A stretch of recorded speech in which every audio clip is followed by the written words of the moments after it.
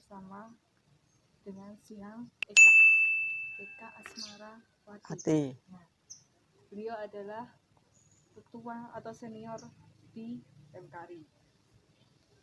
Maka dari itu kita wawancara hari ini ya. Selamat pagi Siang. Pagi, Mbak Monik. Langsung aja. Maaf lu Siang udah mengganggu waktunya. Enggak apa-apa. Selamat dikit kok pertanyaan. Ya, enggak apa-apa.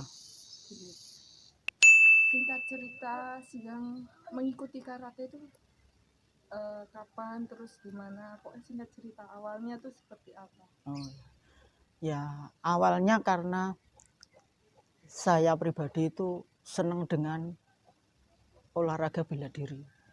Olahraga keras maksudnya. Kan dulu saya itu cah wedok ning senengane iki yang tidak, yang feminin tuh saya kurang suka.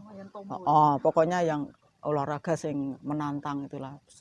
Nah kebetulan pada saat itu saya dikenalkan dengan seorang pelatih karate dan saya diajari, tertarik, kemudian saya mengikuti dan saya sangat senang, gitu, sangat menikmati pelajarannya dan keterusan sampai sekarang dan tidak bisa berhenti. Itu awalnya kapan sih? Maksudnya Itu dulu saya masih SMA. Ya, saya masih SMA kelas 1. Malah mau masuk SMA. Pertama kali saya di Jogja ya. Jadi saya dulu kan di Jogja itu tujuannya untuk belajar. Saya dari Jawa Timur, masih SMA.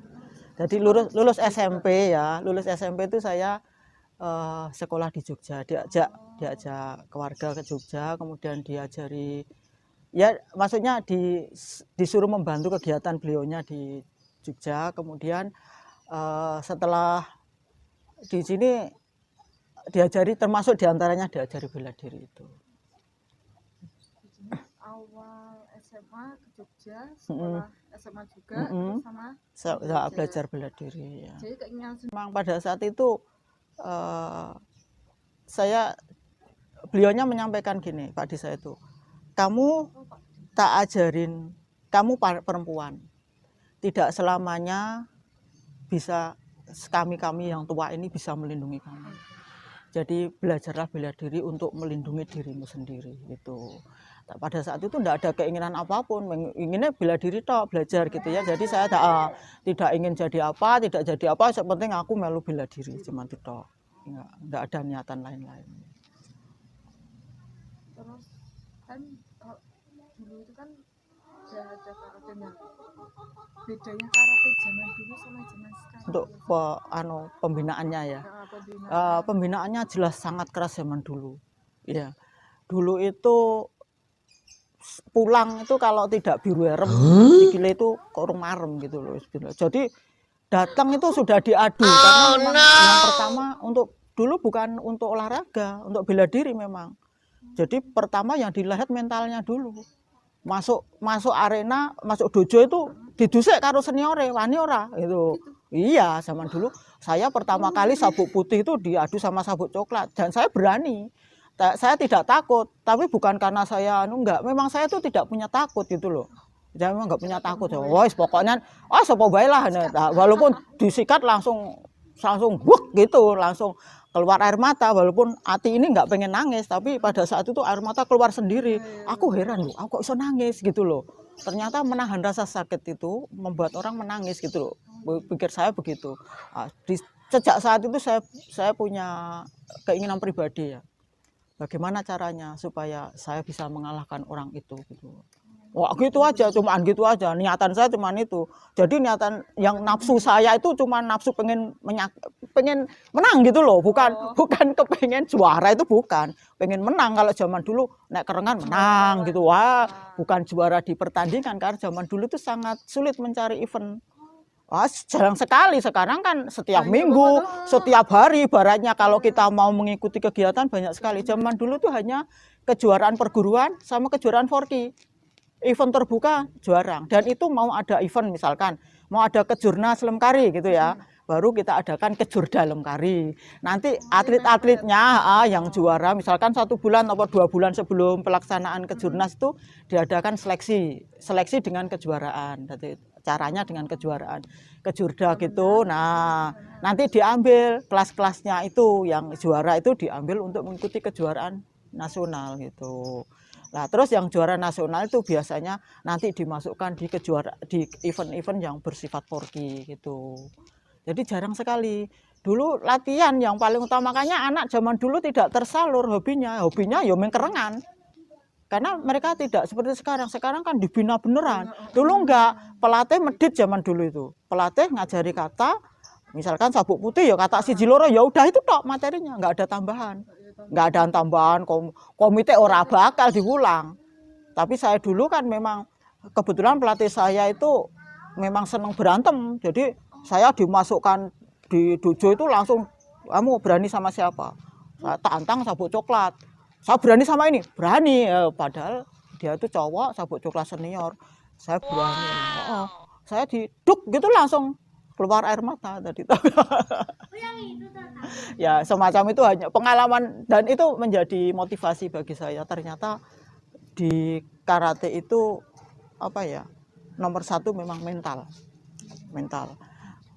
Setelah itu stamina, kemudian teknik. Sekarang punya teknik, nggak punya stamina bagus, nggak punya mental bagus, apa jadi di arena. Dia cuma bisa mukul bagus tapi nggak punya keberanian mengeluarkan tekniknya, ya nggak menang. Nomor 1 kan mental. Wani sih gitu ya. Itu memang pelajaran saya dulu. Pelajaran pelatih saya dulu, kamu masuk arena yang kamu ingat hanya 1, penanaman dia ke saya. Orang yang di arena itu harus kamu singkirkan. Dia orang yang paling kamu benci, kata dia bilang. Penanamannya begitu. Dia orang yang paling kamu benci, harus kamu singkirkan. Jangan boleh dia masuk di arenamu. Gitu. Jadi tekniknya ya hanya pengen menang, nggak ada lagi. Di situ tuh. Kayak pengajaran teknik-teknik yang detail, kayak gini harus gini. Ya detailnya hanya pada saat itu yang diutamakan cuma Gyakuchuki zaman dulu itu. Saya memang makanya mungkin kamu lihat Gyakuchuki saya masih bagus sampai sekarang. Mungkin karena memang dari dulu Gyakuchuki Maigeri itu dulu andalan dulu, orang ditendang tuh mencelat itu wah senang sekali. Enggak pelanggaran, enggak boleh ya, makanya itu beda penanamannya zaman dulu sama sekarang. Dan kalau saya memang itu lomba pertama kan saya seharian nggak makan. Saya dapat jatah lomba pertandingan tuh jam 5 sore. Jadi dari pagi tuh hanya minum kok, nggak berani, nggak masuk gitu loh makanan. Ya stres sih loh ibaratnya ya, mungkin demam panggung dan sebagainya. Pokok bikinnya ndang tombak kayak wes gitu. Tapi tak tunggu kapan aku udah dipanggil. Setelah dipanggil saya selesai makan, lomba tak rampung ke cepatnya, gue rampung. Lawan saya kalah semua kan, ibaratnya kayak jagoan kayak. Habis itu saya langsung lari ke kantin, makan bakso. Belum selesai dipanggil lagi, wah, kamu dicari lomba-lomba ya. Akhirnya saya kelas bebas, ternyata habis kelas saya itu kelas bebas. Jadi bakso saya sayang belum selesai, udah tak tinggal pergi. Iya, saya main baksonya. Saya kan kepingin cepat menyelesaikan makan bakso itu, saya cepat selesaikan pertandingan saya itu dan dapat perunggu, alhamdulillah. Ya, bagi saya pribadi itu memang satu hal yang bukan satu hal yang merasa aneh saya itu. Kok saya tuh bisa menjadi anggota dewan guru gitu loh. Anggota dewan guru. Jadi saya tidak pernah dan satu-satunya dewan guru putri di Indonesia untuk Lemkari. Jadi dari 17 anggota itu satu-satunya putri itu dari Lemkari DIY. Nah, dan itu pakai seleksi ya. Jadi kita tidak otomatis itu tidak. Jadi seleksinya termasuk kemampuan intelijensianya, kemudian tekniknya, kemudian pengembangannya. Jadi kemampuannya dia ketika mengembangkan Lemkari di DIY. Itu kan tadi kan banyak melatih di sana-sana. Ya. Nah, tips trik dalam melatih. Ya. Supaya ya kayak siang itu loh, anaknya bisa sukses atletnya, nggak cuma di karate tapi juga di luar, jenis di sana-sana. Iya. Tips-triknya. Ini mungkin mungkin tips cara saya melatih berbeda dengan pelatih-pelatih lain. Pertama, pelatih karate itu kan pelatih olahraga keras. Orang melihat, mendengar karate itu sudah mikir gitu loh. Tapi yang saya tanamkan ke anak-anak, ke anak-anak, saya ingin menjadi pelatih yang dirindukan, pelatih yang disenangi oleh murid-murid gitu loh. Itu. Nah, cara saya mungkin cara ngelatihnya lembut. Kalau pelatih lain mungkin membentak-bentak, tapi saya enggak. Saya mengambil hati anak itu dengan kasih sayang gitu loh. Jadi misalkan, sayang, saya nggak bisa berangkat, nggak apa-apa, besok latihan kalau sudah luang latihan ya gitu. Nah, anak kan ada semacam punya hutang, dia hutang janji sama saya lah, saya luang datang gitu ya. Terus sayang, saya belum juara, nggak apa-apa, besok kamu latihan lebih keras lagi, kamu belajar kurangmu di sini di sini di sini. Nah, dia dengan arahan dari saya itu dia merasa punya tanggung jawab. Oh, aku berarti kurang di sini, aku ben iso juara, saya harus begini gitu, semacam itu. Jadi itu yang saya tanamkan. Pedomannya Sial dalam melatih. Oh ya, saya bekerja dengan hati saya. Saya bekerja dengan hati saya, berusaha untuk bijaksana dalam bicara, kemudian berusaha meninggalkan jejak yang baik di dalam hidup saya. Itu adalah filosofi yang saya punya.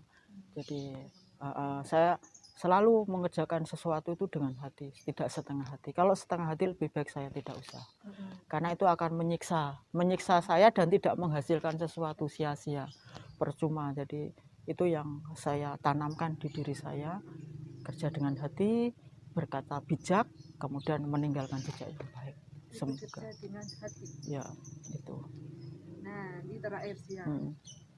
Pesan untuk atlet atau anak yang mengikuti karate dan pesan untuk masyarakat umum, kenapa harus karate?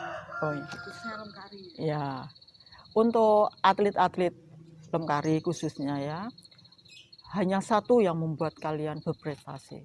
Pertama, hormati orang tua. Kemudian kedua, tetap menjalankan ibadah sesuai keyakinannya masing-masing. Ketiga, berbudi pekerti yang luhur. Keempat, berlatih. Berlatih dan berlatih. Tidak ada kata lain selain itu. Hanya latihan, latihan, latihan, latihan. Jadi jangan abaikan latihan. Kalau kalian mengabaikan latihan, ya sudah, enggak ada. Dan kamu pintar karate, tapi kamu budi pekertinya tidak baik, kamu tidak akan disukai, enggak akan berkembang. Dan tetap harus rendah hati, karena kesombongan itu akan membuat kalian jatuh. Tuh, jadi nomor satu harus tetap rendah hati, karena di atas langit masih ada langit, dan berusaha untuk tetap low profile, jangan merasa ya.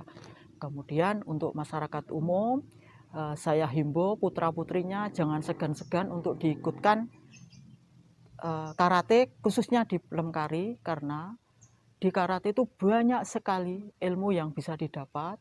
Tidak hanya bisa bela diri, tapi di situ diajari budi pekerti, sopan. Jadi berkaitan dengan ikrar karate, sanggup memelihara kepribadian kita sebagai orang Indonesia, ya tetap kita jalani, jangan kita mengikuti kepribadian orang Barat, ya. Kemudian dua, sanggup patuh pada kejujuran. Jelas anak karate dilatih untuk jujur, karena mereka kalau tidak jujur sudah jelas tidak akan bisa prestasi.